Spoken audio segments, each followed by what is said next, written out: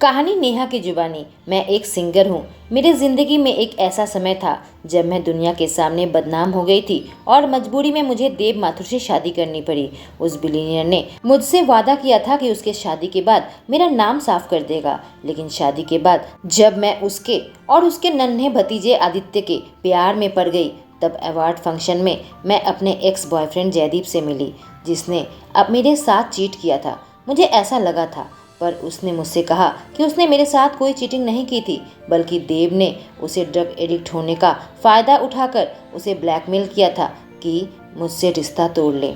मुझे यकीन नहीं आ रहा था कि देव मेरे साथ कुछ ऐसा कर सकता है कि वो दुनिया के सामने मुझे बदनाम कर सकता है। जब मैं उससे पूछा तो उसने सारे इल्ज़ाम से इनकार किया। हाँ, बस उसने यह माना था कि उसने जयदीप को ब्लैकमेल किया था। मैं उससे तलाक मांगने लगी, लेकिन उसने जब पूछा कि आदित्य तुम्हारे लिए मायने नहीं रखता क्या, मैंने कहा था वह एक गलती है। तभी सोफे के पीछे से आदित्य सामने खड़ा हो गया। उसके मासूम आंखों में आंसू थे और मुझे ऐसा लगा मैं अंधेरे में समाने लगी हूँ और वह दोनों मेरे सामने से चले गए। अब देव और आदित्य के बारे में ही मैं सोचने लगी थी। मैं रोती रोती सोई थी। मैंने अपने शब्द से उन दोनों को कितना घायल किया था, खासकर आदित्य को। बस वह एक बच्चा है, इसका हकदार नहीं था। मेरा मतलब वह नहीं था जो मैंने कहा था। मैं बस गुस्से में कहा था, क्योंकि मैं देव पर बहुत ज़्यादा गुस्सा थी। यह जानकारी कि देव मुझसे बहुत चीज़ छुपाया था, उस पर विश्वास करना मेरे लिए मुश्किल था। मुझे लगा था कि मैं उसे जानती हूँ, पर मैं नहीं जानती। देव ने अतीत में जो कुछ भी किया था उसका कोई मतलब नहीं बनता था। जब मैं सोचती हूँ कैसे देव ने मेरे दिल को तोड़ा, उससे ज़्यादा तकलीफ मुझे यह देखकर हुआ जब आदित्य मुझे छोड़कर चला गया। मेरे दिल ले नहीं पा रहा था, बहुत तेज़ी से धड़क रहा था और मेरा सर दुख रहा था, जैसे कि उस समय जब स्विमिंग पूल में मेरे साथ वो हादसा हुआ था। सुबह उठकर भी मुझे बहुत दर्द हो रहा था। आदित्य, आदित्य, आदित्य, मैंने कहा था। देव और आदित्य मेरी जिंदगी में है, यह एक गलती है। कैसे वह दोनों मुझे माफ कर पाएंगे? आंखों से आंसू बहने लगे थे, जो कि पहले ही फूले हुए थे। पूरी रात मैं रोई थी। अब आदित्य मुझसे नफरत करता है, यह सोचते ही मैं फिर से रोने लगी थी। इसे बहुत मिस करती हूँ, उसे थामना चाहती हूँ, उसे कहना चाहती हूँ। मेरे कहने का मतलब वह नहीं था कि वह कोई गलती नहीं थी। मेरे सर पर ऐसा लग रहा था किसी भारी चीज से वार किया गया हो। मेरे साथ क्या दिक्कत है? देव ने कहा था किसी अच्छे डॉक्टर को दिखाओ। मुझे लगा था नॉर्मल सा सर दर्द होगा, पर मैं गलत थी। यह बिल्कुल नरक जैसा है और जब भी मैं आदित्य के बारे में सोचती हूँ इसका यही हाल होता है। आखिरी बार आदित्य स्विमिंग पूल में डूब रहा था। मुझे एहसास हुआ मैं कल रात का गाउन ही पहनकर सो गई थी। बाथरूम में जाकर फ्रेश हो गई और दौड़ते हुए आदित्य के कमरे में गई। वह खाली था। उसने कहा था कि वह मुझे अपनी ज़िंदगी में पाकर बहुत कृतज्ञ है।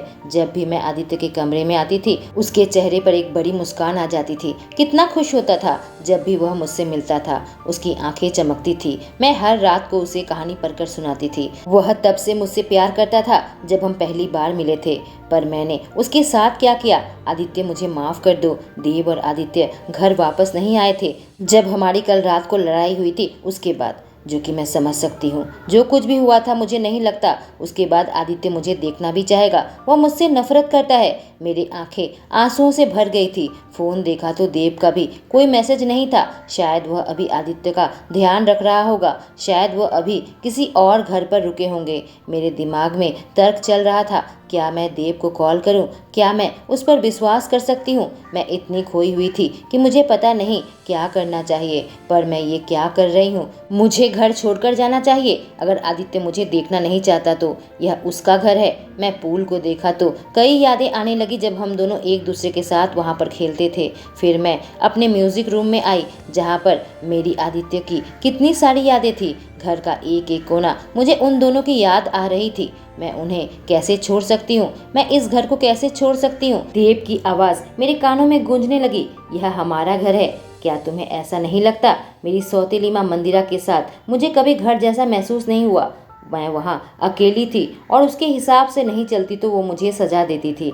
उसने मेरी कभी परवाह नहीं की। पर यह घर अलग है। मुझे ऐसा लगता है मैं यहाँ रहने के लिए ही बनी हूँ। प्यार महसूस होता है। मुझे ऐसा लगता है मैं देव और आदित्य को एक लंबे समय से जानती हूँ। उनका प्यार महसूस करती हूँ, मैं खुशी महसूस करती हूँ। किसी की आवाज़ मेरे कानों में आई, मिसेस माथुर, मैं आपको परेशान नहीं करना चाहती थी, पर घर पर कोई मेहमान आई हैं। उत्सुकता से जब मैं वहाँ गई तो वह सोफे में बैठी हुई थी। मुझसे थोड़ी बड़ी होगी, परफेक्ट बॉडी थी, कुछ जाना पहचाना सा चेहरा लगा। यह देव की पहली मंगेतर है। उसे देखते ही मुझे यकीन हो गया, देव पूरा पागल है। उसने एक बार कहा था मैं उससे ज्यादा हॉट हूँ, पर यह मुमकिन ही नहीं है। मुझे देखते ही उठ खड़ी हुई, पूछा देव कहाँ है? मैंने कहा इस वक्त घर पर नहीं है, मैं लंबे समय बाद लंदन से आई हूँ। उसने कहा सोचा था मैं उससे मिलूंगी, पर मेरा समय खराब हो गया।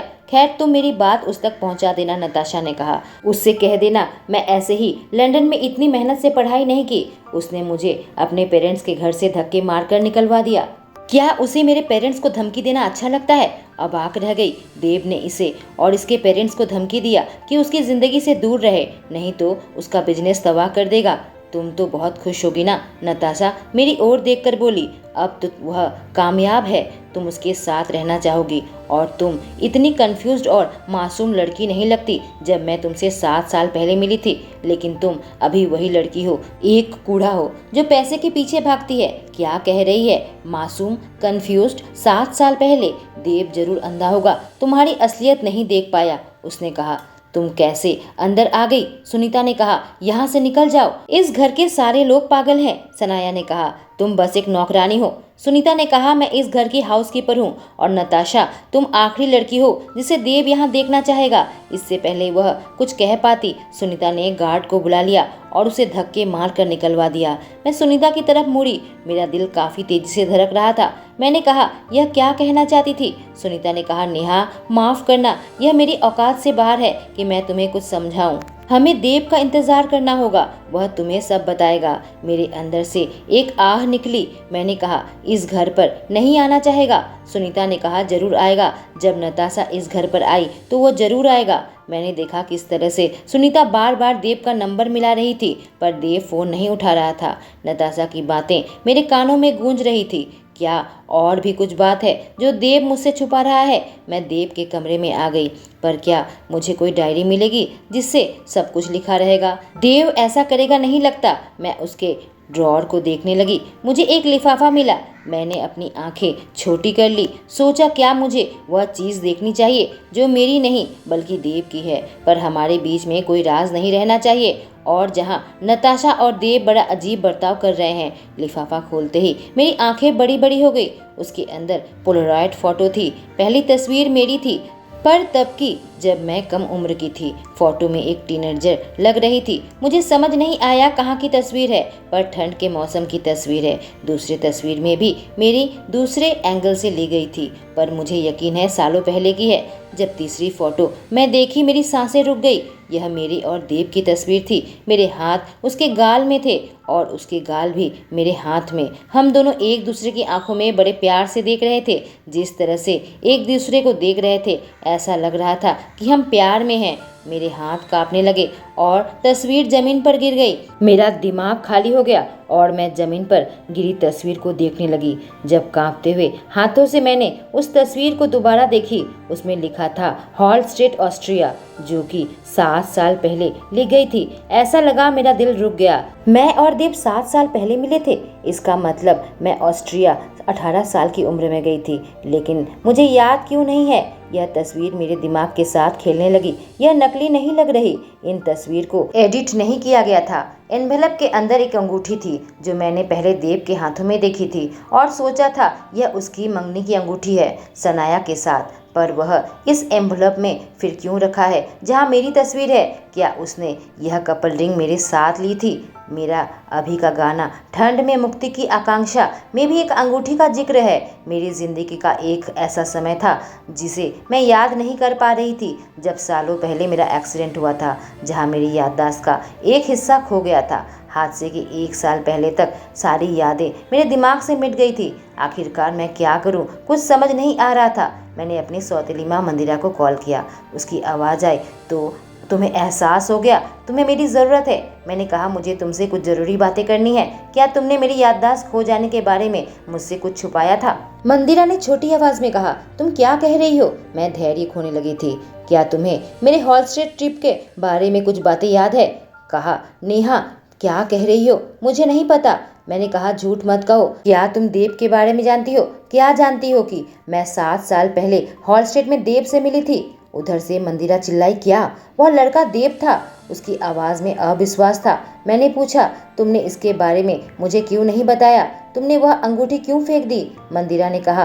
तो नेहा यह बस छुट्टियों का एक नशा था, कुछ महत्वपूर्ण बात नहीं थी। वह लड़का तुम्हारे लिए ठीक नहीं था। तुम उस पर कैसे विश्वास कर सकती हो? ऐसे ही किसी देश में तुमसे झूठे वादे किए थे। मैं बस तुम्हें उससे बचाना चाहती थी। डॉक्टर ने भी कहा था कि ऐसा सिचुएशन दोबारा आएगा तो तुम्हारी याददाश्त वापस आ जाएगी, इसलिए मैं तुम पर और दबाव नहीं डालना चाहती थी। वह अंगूठी इसलिए मैंने फेंक दी थी। तुमने ऐसे ही नहीं फेंक सकती मंदिरा। कहते हुए मैंने फ़ोन काट दिया। मेरे कुछ भी समझ में नहीं आ रहा था। मैं अपने म्यूजिक रूम में आ गई, जहां मैं 7 साल पुरानी गिटार देखी जो मंदिरा ने मुझे वापस भेज दिया था। उस पर मुझे एक स्टिकी नोट मिला। मैं तुम्हें बहुत बुरे तरीके से मिस करती हूँ। हो सकता है इन 7 सालों में मैं मर जाऊँ। हे नेपच्यून, मैं तुम पर विश्वास करती हूँ। जो भी तुम्हारा काम है उसे खत्म करो और हमारे पास वापस आ जाओ। यह लिरिक्स देखकर मैं रोना बंद नहीं कर पा रही थी। क्या मैं और देव इस तरह से वादे किए थे?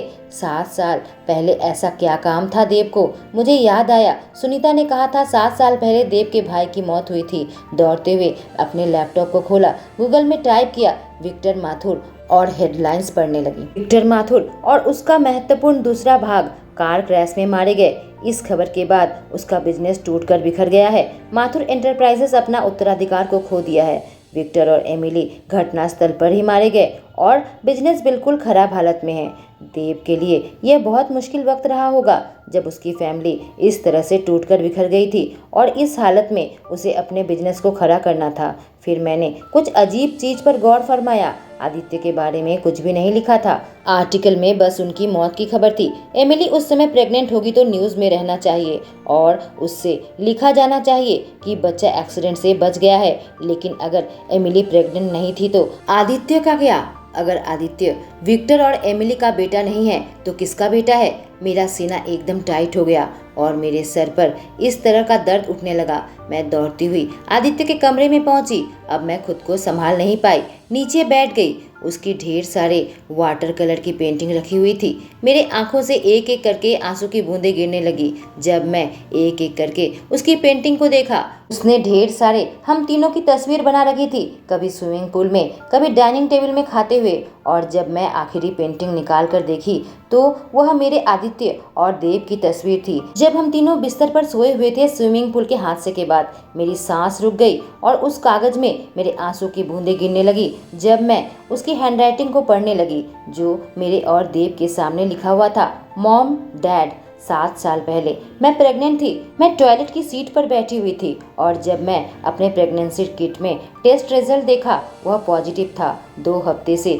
मेरा मासिक नहीं आया था। मुझे पता है यह देव का बच्चा है। जब हम आखिरी बार प्यार कर रहे थे प्रोटेक्शन खत्म हो गया था और वो बाहर खींच लिया था। हे भगवान, मैं क्या करूं? दोबारा टेस्ट करूंगी। 3 पैकेट थी मेरे पास। बार बार टेस्ट करती रही पर गलती करने की संभावना बिल्कुल नहीं थी। मैं बच्चे को रखने का फैसला किया था। मुझ में इतनी ताकत नहीं थी कि उसकी ज़िंदगी को मिटा दूं। यह मेरे और देव का बच्चा है, यह हमारा है, मैं इसे रखूंगी। जब मंदिरा ने देखा मैं सुबह को बीमार पड़ जाती थी और मेरा पेट बढ़ने लगा था, वह मेरा पेट बढ़ना कभी भी बर्दाश्त नहीं कर पाई थी। उसने पकड़ लिया कि मैं प्रेग्नेंट हूँ, तुम एक बेश्या हो। उसने मेरे गाल पर एक तमाचा मारते हुए कहा, तुमने क्या सोचा था कि किसी के साथ ऐसे सो जाओगी और प्रेग्नेंट हो जाओगी? तुमने मुझे पहले क्यों नहीं बताया नेहा? मैं अबॉर्शन करवा देती। बच्चा हमारा कोई भला नहीं करेगा। घटिया लड़की, पहले क्यों नहीं बताया? बताओ। मैंने कहा, नहीं, ये मेरा शरीर है, मेरा बच्चा है और मैं बच्चे को रखूंगी। उसने दीवार पर मुझे धक्का मारते हुए कहा, इस बच्चे से तुम्हारा करियर खराब हो जाएगा, तुम्हारी जिंदगी खराब हो जाएगी, इस बच्चे को मार दो। नहीं प्लीज, मुझे यह बच्चा रखने दो। मंदिरा, मैंने भीख मांगी। तुम्हें पता भी है बच्चे का बाप कौन है? मैंने कहा, हाँ, हमने वादे किए हैं। और फिर मैं उसे मेरे और देव की कहानी सुनाई। उसने कहा, मैंने आज तक इतनी बेवकूफ़ी भरी कहानी नहीं सुनी थी। वह झूठा है, वह सिर्फ तुम्हारे साथ सोना चाहता था, इसलिए तुम्हारे साथ झूठे वादे किए थे। वह आदमी है जिसने तुम्हें यह घटिया सा अंगूठी दिया है। तुम बहुत बड़ी बेवकूफ़ हो। प्रेगनेंसी के 7वें महीने में मैं अपने बच्चे के साथ बात करने लगी। फिक्र मत करो मेरा बच्चा, मैं तुम्हारे साथ हूँ और तुम्हारे पापा भी जल्दी तुम्हारे साथ होंगे। तुम्हारे पापा मेरे नेपच्यून हैं जो सपना दिखाते हैं, एक माया जाल है जो कि अनिश्चितता से भरी हुई है। वह मेरा नेपच्यून है, पर तुम मेरे सूरज हो। जब मेरा 8वां महीना चल रहा था, एक मैगजीन में माथुर परिवार के फैमिली की ट्रेजिडी का हेडलाइन पढ़ा। जैसे ही मैंने पढ़ने के लिए उसके अंदर देखा, उसमें देव की तस्वीर थी। देव माथुर, मैंने उसे ढूंढ लिया था। अब मुझे उस तक पहुंचना था। मैं एलए से न्यूयॉर्क आकर उसके ऑफिस के सामने खड़ी थी, पर रिसेप्शनिस्ट ने जब कहा कि मैं देव माथुर से मिलने आई हूँ, उन्होंने साफ मना कर दिया। कहा, बिना अपॉइंटमेंट के उससे कोई भी नहीं मिल सकता। तभी मैं वहाँ पर एक खूबसूरत सी सुपर मॉडल जैसी लड़की को देखा था, किसी से बात कर रही थी। क्या देव अभी यहाँ नहीं है? मैं इतनी दूर से उससे मिलने आई थी। वह लड़की शायद देव को जानती थी। वह मेरी आखिरी उम्मीद थी। मैं उसके पास गई। सुनो, मुझे तुमसे बात करनी है, मुझे देव से बात करनी है, मैंने उससे कहा। उसने कहा, ठीक है, मेरे पास थोड़ा खाली समय है, तुम्हारे लिए निकाल सकती हूँ। हम कॉफ़ी शॉप में बैठे हुए थे। मैं नताशा हूँ। तुम देव को कैसे जानती हो? उसने पूछा। मैंने कहा, मैं नेहा हूँ। मैं और देव इस साल के शुरू में मिले थे। वह मुझे जांचने लगी, फिर मेरी अंगूठी को देखकर कहा, तुम्हें यह अंगूठी कैसे मिली? मैंने कहा, किसी खास इंसान ने मुझे दी है। उसने कहा, मुझे माफ़ करना, पर ऐसे ही एक अंगूठी मैंने देव के बेडरूम के डस्टबिन में देखा था। मैंने पूछा, क्या कह रही हो? उसने कहा, इतनी मासूम बनने की कोशिश मत करो। तुम उन लड़कियों में से हो जो देव को अकेला नहीं छोड़ती। मैं उसकी मंगेतर हूँ। उसने मुझे एक आर्टिकल दिखाया जिसमें लिखा हुआ था, माथुर इंडस्ट्री के वारिस देव माथुर नताशा के शादी के बंधन में बंधने की उम्मीद है। मेरे दिल टूटने को हुआ। मैं उसके बच्चे की माँ बनने वाली हूँ और वह किसी और से शादी। मुझसे कहा था, भगवान की कसम खाता हूँ, मैं किसी और लड़की के साथ नहीं हूँ। झूठ कह रहा था। मेरे आंखों से आंसू गिरने लगे, लेकिन मेरा दम घुट रहा था। मैंने कहा, पर यह बच्चा मेरे और देव का है। उसने कहा, तुम देख नहीं सकती कि देव तुम जैसी लड़की को कभी पसंद नहीं करेगा। तुम एक कूड़ा हो जिसे उसने गलियों से उठाया था, इस एहसास से पहले कि तुम कितनी घिनौनी हो। देव मेरा है और मेरा ही रहेगा। देव अभी टूटा हुआ है। मेरे पापा बिजनेस में उसे सपोर्ट कर रहे हैं, इसलिए हम मंगनी कर चुके हैं। वह मंगनी नहीं तोड़ सकता। तुम हमारी दुनिया की नहीं हो। मेरी आंखों से आंसू बहने लगे और मेरे दिल के टुकड़े टुकड़े हो गए थे। मुझे माफ कर देना बेटा, मैं तुम्हारे पापा से नहीं मिलवा सकती। कहते हुए मैं रास्ता क्रॉस कर रही थी, पर बहुत देर हो गई थी। मैं नीचे गिर पड़ी थी। अपनी कांपती हुई उंगली को हिलाने की कोशिश कर रही थी, पर हिल नहीं पा रही थी। एक प्रेग्नेंट औरत की कार से टक्कर हुई है। चारों तरफ लोगों की आवाज गूंज रही थी। और मेरे बच्चे का क्या? कोई उसे बचा लो। मेरा बच्चा मासूम है, इस चीज का हकदार नहीं। मेरे शरीर में भी दर्द हो रहा था और मेरे दिल में भी। इस दुनिया में एक ही इंसान था जिसे मैं देखना चाहती थी। उसे सबसे अधिक मिस कर रही थी, देव। जब मैं उठी, मंदिरा से पूछी, क्या हो रहा है? मैं अस्पताल में क्यों हूँ? मंदिरा ने पूछा, आखिरी चीज तुम्हें क्या याद है? आखिरी हफ्ते का एग्जाम देना भूल गई, मैंने उससे कहा। उसकी आंखें चमकने लगी, पर मैं समझ नहीं पाई। कहा, नहीं, तुम सारा पेपर पास हो चुकी हो। नेहा, तुम्हारा न्यूयॉर्क में कार एक्सीडेंट हुआ था। क्या हम न्यूयॉर्क में हैं? मैंने पूछा। उसने हाँ में सिर हिलाया। हम यहाँ छुट्टी मनाने आए थे, उसने कहा। लगता है तुम अपने थोड़े याददाश्त खो बैठी हो जब कार से तुम्हारा सर टकराया होगा। हे भगवान, यह नहीं हो सकता। मैं क्या क्या भूल गई। मैं हकलाने लगी। मंदिरा ने कहा, कुछ खास नहीं, तुम्हें घबराने की बिल्कुल भी जरूरत नहीं है। अभी की कहानी, नेहा की जुबानी, मुझे सब याद आ गया था। मैं अपना रोना अब रोक नहीं पा रही थी। मैं अपने बच्चे को बहुत मिस कर रही हूँ। देव वही इंसान है जिसे मैं अपना दिल और अपनी आत्मा दी। जब मैं उसे कॉल किया, उसने फ़ोन उठाया। नेहा मुझे माफ़ करना, मैं आदित्य को स्कूल पहुंचा दिया है। मैं उसका ध्यान रख रहा था, उसके लिए चिंतित था, इसलिए तुम्हारे साथ कांटेक्ट नहीं कर पाया। क्या तुम इस तरह से ही नाटक करते रहोगे? मैंने बीच में काटा। चिल्लाना चाहती थी, उसके पास दौड़ कर जाना चाहती थी, उसके बाहों में लिपटना चाहती थी। क्या तुम चुप्पी साध लोगे? मुझे कभी नहीं बताओगे सालों पहले तुमने क्या वादा किया था? क्या तुमने सोचा यह सारी चीज मुझसे छुपा लोगे? कहाँ हो तुम? मैंने चिल्लाया। तुमने मुझसे वादा किया था कि 7 साल बाद जिंदगी भर मेरा साथ रहोगे। तुमने मुझे छोड़ना ही नहीं चाहिए था, यूं जुदा नहीं होना चाहिए था, ना तुम्हें जाना चाहिए था, ना मुझे जाने देना चाहिए था। नेहा, देव की आवाज़ आई। तुम्हें याद आ गया?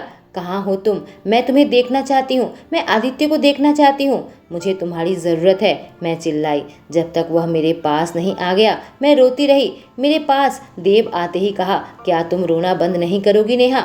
मैंने रोते हुए कहा, नहीं कर सकती। मैंने देखा वह भी कांप रहा था, रो रहा था।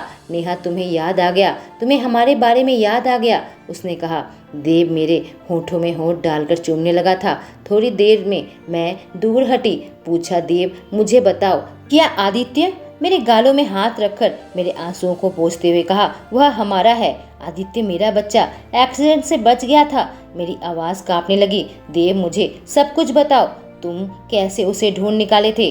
अब मैं और कुछ नहीं चाहती थी, सिर्फ सच्चाई चाहती थी। कहानी देव की जुबानी। 2 साल पहले मुझे कभी एहसास नहीं हुआ था मेरा दिमाग कितना कुछ सह सकता है। बिना रुके बिना थके मैं काम करता गया ताकि अपनी एंटरप्राइज को खंडहर से दोबारा खड़ा कर सकूं, और इस रफ्तार से मैं काफ़ी करीब आ चुका हूं। अगर किस्मत अच्छी रही तो 5 साल के अंदर माथुर एंटरप्राइज का दिवालिया निकलने की हालत से बाहर निकाल सकूंगा। घर आकर भी अपने ऑफिस में ही मैं कुछ एग्रीमेंट पढ़ रहा था, तभी मेरे टेबल के ऊपर मुझे एक मैगजीन नजर आई। उसके कवर पेज में नेहा की तस्वीर थी। मेरे चेहरे पर एक मुस्कान आ गई। हर दिन सुनीता या तो कोई मैगजीन या न्यूज़पेपर जिसमें नेहा की तस्वीर होती है वह मेरे डेस्क के ऊपर लाकर रख देती है, जबकि मैंने उसे ऐसा करने को कभी नहीं कहा। उसे मैं हमारी कहानी बताई थी और वह ऐसा इसलिए करती है ताकि मैं इतनी मुसीबत का सामना करते हुए भी उम्मीद न खोऊं। 5 साल पहले नेहा से मुलाकात के बाद मैं बिल्कुल बदल गया था। मैं अपने काम पर ज़्यादा ध्यान देने लगा था। मैं पन्ना पलटकर नेहा के इंटरव्यू का एक एक अक्षर पढ़ रहा था। आजकल मैं उसे हर जगह देख पाता हूँ। अच्छी बात है क्योंकि मैं उसे बहुत मिस करता हूँ, पर इससे मेरी चाहत कुछ कम नहीं होती। मैंने टीवी चला ली थी, एंटरटेनमेंट चैनल देख रहा था। शुरू में तो मुझे कोई दिलचस्पी नहीं थी, लेकिन जब नेहा का नाम आया मैं दोबारा से देखने लगा। मेरी आंखें बड़ी बड़ी हो गई जब नेहा और जयदीप समुद्र के किनारे में तस्वीर देखने लगे। मेरा दिल बैठ गया जब उन्होंने बताया नेहा और जयदीप अब ऑफिशियल हो गए हैं। क्या वह दोनों डेट कर रहे हैं? दोनों एक दूसरे के हाथ पकड़कर लहरों में खेल रहे थे। नेहा बिकिनी में थी। मेरे अंदर गुस्सा बनने लगा। मैं इस आदमी की जान ले लूँगा। आखिर यह सब क्या है? नेहा ने मुझसे वादा किया था कि वह कभी किसी के साथ डेट नहीं करेगी। हमने वादा किया था एक दूसरे को कभी धोखा नहीं देंगे। नेहा ने वादा किया था मेरा इंतजार करेगी। क्या मैं ज़्यादा समय ले लिया? क्या वह अब मेरा इंतजार नहीं करना चाहती, इसलिए 7 साल की जगह पर 5 साल के अंदर मुझे वापस आने के लिए भीख मांग रही थी? क्या वह 2 साल और इंतज़ार नहीं कर सकती? मेरा काम लगभग खत्म हो चुका है। एक बार मैं अपने पापा की कंपनी को बचा लूं। मैंने कभी नहीं सोचा था उसने मेरी अंगूठी को फेंक दिया होगा। मेरे दिल से खून निकलने लगा। इस खबर से मेरी दुनिया टुकड़ों टुकड़े में बिखर जरूर गई थी, लेकिन उसके बाद एक और बड़ी खबर मेरे सामने आई। किसी कंपनी के आदमी अलग से अपना पर्सनल बिजनेस चलाते हैं। बोर्ड ऑफ डायरेक्टर्स को मनाकर एक बड़ी डील खुद ले लेना चाहता था और माथुर एंटरप्राइज को मिटा देना चाहता था। मेरे डैड को हार्ट अटैक आ गया। वह अस्पताल में है और मेरी माँ टूट चुकी है। तभी नताशा मेरे सामने आई। मेरे डेस्क पर एक पेपर रख दिया। कहा, यह तुम्हारे पास आखिरी मौका है। मेरे पापा भी काफ़ी शेयर तुम्हारी कंपनी के रखते हैं। उनका और तुम्हारा शेयर मिलाकर तुम्हारे पास मेजॉरिटी शेयर होल्डर की पावर आ जाएगी और तुम्हारे फैसले को कोई मना नहीं कर पाएगा। मैं पेपर्स को देखने लगा। उसने कहा, बस एक शर्त है, तुम्हें उसकी बेटी यानी मुझसे शादी करनी पड़ेगी। मैं अपनी अंगूठी देखने लगा। मैं नेहा से वादा किया था। हाथ में पेन पकड़कर मेरे हाथ कांप रहे थे। मैं यह वादा नहीं तोड़ सकता। नताशा ने कहा, किसका इंतजार कर रहे हो? मेरे पापा अस्पताल में थे, मम्मी भी बीमार थी, पर अगर नताशा से शादी कर लूं, क्या मैं सबकी खुशी के लिए अपनी खुशियों की कुर्बानी नहीं दे सकता? पर मेरे दिल के टुकड़े हो जाएंगे। अगर मैं नताशा से शादी किया कभी उससे प्यार नहीं कर पाऊंगा। साइन करो देव, उसने कहा। मेरा पेन पेपर को छू रहा था। मेरे दिमाग में नेहा थी। हाँ, नेहा ने मुझे धोखा दिया था, किसी दूसरे मर्द के साथ थी, पर मेरा उससे वादे का क्या। मैंने वह पेन उठाकर फेंक दी। नताशा ने कहा, क्यों नहीं किया तुमने? अब भी वह घटिया अंगूठी पहने हो। मुझे पता है इसका उस लड़की से लेना देना है जिसने इसी तरह की दूसरी अंगूठी पहनी थी। इतने बेवकूफ़ कैसे हो सकते हो देव? उस लड़की ने सालों पहले हाल छोड़ दिया था। जब उसे एहसास हुआ था वह इस दुनिया की नहीं है। जब वह लड़की हमारी दुनिया में आई थी तभी उसने तुम्हारी उम्मीद छोड़ दी थी। मेरा गुस्सा बढ़ने लगा। मैंने कहा, तुम क्या बात कर रही हो? क्या तुम उससे मिली थी? उसके चेहरे पर डर अब झलकने लगा। मुझे जवाब दो। मैं उसका गला दबाकर मार डालना चाहता था। तुमने उसके साथ क्या किया? उसने कांपते हुए कहा। मैंने उसके साथ कुछ नहीं किया। मैं फुफकारा, झूठी कहेंगी। इसमें मेरी गलती नहीं थी। वह डर के बोली। वह तुम्हारे साथ चालाकी करना चाहती थी, इसलिए मैंने उसे बताया उसकी औकात क्या है। उस कुतिया को बताया। मैं फुफकारा, जुबान संभाल के बात करो।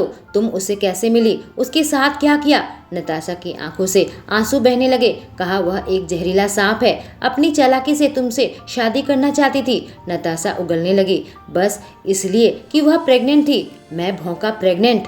हाँ, वह प्रेग्नेंट थी। नताशा जहर उगलते हुए कही। वह ऐसे ही हम दोनों की जिंदगी में आ गई थी। मैं उससे नफरत करती हूँ। उसके बाद नताशा ने मुझे सब कुछ बताया। बड़ी अजीब बात थी, 5 साल पहले जब नेहा मेरे बच्चे की माँ बनने वाली थी, मुझे ढूंढने आई थी तो कुछ गड़बड़ है, इसलिए मैंने सोचा कि उसकी और खुदाई की जाए, क्योंकि नेहा ने पब्लिक में कभी अपने बच्चे के बारे में कुछ नहीं बताया। मेरा सेक्रेटरी अशोक मेरे पास आकर कहा, हम जो ढूंढ रहे थे हमें मिल गया है। हमें पता लग गया है नेहा के साथ क्या हुआ था, और तुम्हारे बेटे को भी। मेरे बेटे को? मेरी आवाज़ कांप रही थी। मेरा एक बेटा है। हाँ, तुम्हारा बेटा। अशोक हमदर्दी जताई। तुम उस साल जिस डेट में बिजनेस ट्रिप में गए थे, हमने न्यूयॉर्क के सारे अस्पताल में पता लगाया था। नेहा एक अस्पताल में भर्ती हुई थी। उसका एक्सीडेंट हुआ था, एक कार एक्सीडेंट। क्या? मैं चिल्लाया। हाँ, वह रास्ता पार करते हुए एक कार से टकराई थी, अशोक ने कहा। उसके दिमाग का एक हिस्सा एक्सीडेंट के बाद खराब हो गया था, जिससे उसकी थोड़ी याददाश्त चली गई थी। रिकॉर्ड के अनुसार वह एक्सीडेंट के 1 साल पहले का सब कुछ भूल चुकी है। शायद वह तुम्हें भूल चुकी है। आखिरी शब्द अशोक ने धीरे से कहा, जो मेरी जान ले रहा था। अपने गले की बड़ी सी गांठ को निगलता हुआ पूछा, और मेरे बेटे का क्या? हमारे पास जितने भी सूचना है उस हिसाब से हमने आगे भी जांच करी, अशोक ने कहा। मंदिरा झूठ कह रही थी। कोई भी परिवार का सदस्य नहीं जिसने बच्चे की देखभाल की होगी। और हमने अनाथ आश्रम में ढूंढना शुरू कर दिया। जिस दिन तुम्हारा बेटा अस्पताल से छूटा था उसी दिन अनाथ आश्रम में एक नवजात शिशु को कोई छोड़ गया था। सोचा भी नहीं था मेरे और नेहा के बच्चे के साथ यह सब कुछ होगा। अनाथ आश्रम कहाँ है? मैं अशोक से पूछा। हमने डीएनए टेस्ट की जांच करी, अशोक ने कहा। यह साफ है कि वह तुम्हारा ही बेटा है। हम दोनों अनाथ आश्रम के सामने खड़े थे, सारे बच्चे को देख रहे थे। उसका नाम आदित्य है, अनाथ आश्रम के मुखिया ने कहा। जब हमें वह अनाथ आश्रम के गेट के बाहर इतनी ठंड में मिला था, हमें नहीं लगा था वह बच पाएगा, पर उसके अंदर जीने की चाहत थी। वह बच गया, इसलिए उसका नाम आदित्य रखा। सूरज की तेज थी उसमें। वह बहुत मीठा और दयालु लड़का है। हम उसे बहुत मिस करेंगे, उसने कहा। जब आदित्य मेरी ओर आने लगा मैं जम गया। सब कुछ स्लो मोशन में हो रहा था। मैं निर्बाक था। अपने बेटे से कैसे बात करनी चाहिए मुझे समझ नहीं आया। आप सच में मेरे डैड हो? आदित्य ने पूछा। मैंने देखा उसकी आंखें मेरे और नेहा के मिश्रण थी। मेरे गले में दर्द होने लगा। हाँ, मैं तुम्हारा डैड हूँ, तुम्हारा डैड हूँ आदित्य। उसे बाहों में भरकर अब मैं रोने लगा। मेरी माँ कहाँ है? क्या वह भी आएंगी? नेहा हमें भूल चुकी है और उसकी जिंदगी में यूं दखलंदाजी नहीं कर सकते। समय बीतता गया पर आदित्य अपनी माँ के बारे में पूछना बंद नहीं किया। मेरे बेटे को बस एक ही चीज चाहिए थी, माँ। आदित्य मेरे अंधकार भरी जिंदगी में रोशनी की किरण बन गया था।